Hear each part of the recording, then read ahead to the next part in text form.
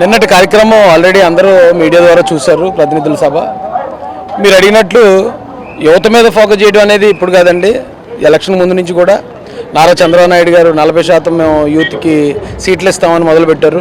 ఇప్పుడు కూడా చాలామంది కొత్తోళ్ళే ఎమ్మెల్యేలుగా ఉన్నారు, కొత్తోళ్ళే మంత్రులుగా ఉన్నారు.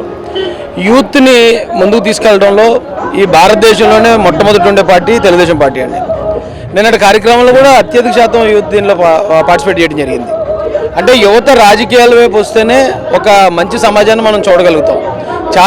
చాలా కాలం నుంచి ఏం జరుగుతుందంటే వాళ్ళ తండ్రి రాజకీయ నాయకుడిగా ఉంటాడు, కొడుకేమో ఏ సాఫ్ట్వేర్ ఇంజనీర్గా అమెరికా పోయే పరిస్థితి ఉంది. ఆ పరిస్థితి నుంచి యువగలం పాదయాత్ర మార్పు తీసుకొచ్చిందండి. ఒక యువ నాయకుడు నారా లోకేష్ గారు రాష్ట్రం కోసం అలాంటి అరాచక పాలన రాక్షసులను ఎదిరించి ఆయన చేసిన పాదయాత్ర యువత అందరినీ కూడా రాజకీయ వైపు ఆలోచించేలా చేసింది. కాబట్టి ఇంకా భవిష్యత్ అంతా కూడా ఆంధ్రప్రదేశ్ ముఖచిత్రం మారబోతుందండి. యువత రాజకీయాల్ని శాసించబోతున్నారు, రాష్ట్రాన్ని బాగు చేయబోతున్నారు. సార్ అప్డేట్స్ కోసం వెంటనే మన DAR ఫోకస్ ఛానల్ ని సబ్స్క్రైబ్ చేయండి.